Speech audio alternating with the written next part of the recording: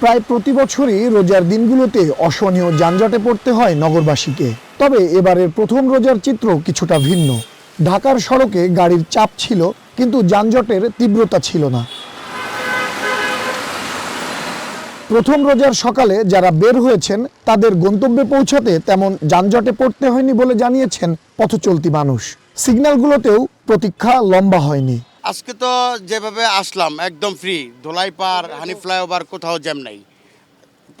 আজকের মতো যদি প্রতিদিন থাকতো তাহলে গাড়ি চালাই আমরা অনেক কমফোর্টেবল ফিল করতাম। অন্য দিনের থেকে আজকে একটু ফাঁকা আছে মোটামুটি। হ্যাঁ, অন্যদিন তো একটু জ্যাম বেশি থাকে। হ্যাঁ, আজকে একটু মোটামুটি কম পাচ্ছি। রাস্তায় যানজট কম, আসা যাওয়াতে একটু সুবিধা হচ্ছে। অন্যান্য দিন থেকে আজকে একটু বেটার মনে হচ্ছে। রোজা হতো ভালো, ঠান্ডায় দেখা যায়, তেমন কোনো গ্যাঞ্জাম দেখি না। তবে বিকেলের যানজটের সংখ্যাও ছিল মানুষের মনে। অনেকেই কাজ শেষ করে আগে ভাগে বের হয়েছেন। নিরাপদ সড়ক এবং যানজট মুক্ত, আর অটোগুলা যদি না চলে খুবই ভালো হবে। সে ব্যবস্থা অবশ্যই সরকারের কাছে থাকবে, যেন মানুষজন সুন্দর মতো চলাচল করতে পারে, আমরাও যে করতে পারি সেটি চাই। যেন মেন রোডের মধ্যে অটো না উঠুক, আর যেন বাস ফিটনেসবিহীন যেন রাস্তা না চলে, কারণ জনগণ সেখানে ভোগান্তিতে পড়ে। বাধাহীন সড়ক চাপো, যে আমি তাড়াতাড়ি বাসায় পৌঁছতে পারি, ইফতারের আগে পৌঁছতে পারি, জ্যাম ছাড়া পৌঁছতে পারি। রোজা তো আসলে সংযমের মাস, আমরা সবাই একটু তাড়াতাড়ি বাসায় ফিরতে চাই, ইফতারি করতে চাই। এদিকে ডিএমপির ট্রাফিক বিভাগ বলছে, বিকেলে অফিস ছুটির পর সব গাড়ি একসাথে রাস্তায় নামলে তৈরি হয় বিপত্তি। তবে পরিস্থিতি সামলাতে সড়কে সরব আছেন পুলিশ সদস্যরা। রোজাকে কেন্দ্র করে ভোগান্তি কমাতে বাড়তি পদক্ষেপ নেওয়া হয়েছে বলেও জানায় ডিএমপির মিডিয়া বিভাগ।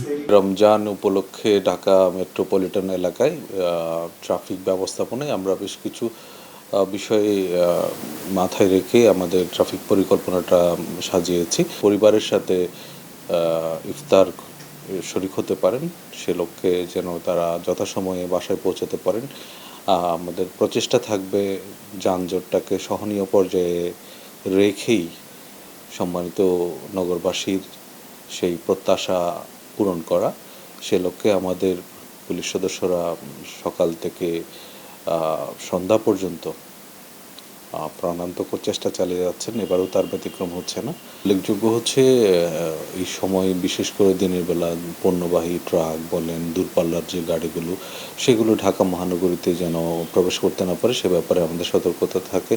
তারপরে আমরা চেষ্টা করি যে আমাদের বর্তমান যে রাস্তার সক্ষমতা রয়েছে সেটা পূর্ণাঙ্গ ব্যবহারের মাধ্যমে রাস্তার যে মোবিলিটি সেটাকে আর একটু বাড়ানো। এছাড়াও ঢাকা মহানগরী এলাকায় সকালের চেয়ে বিকেলে বেশি ট্রাফিক সদস্য কাজ করবে বলেও জানিয়েছে ট্রাফিক বিভাগ।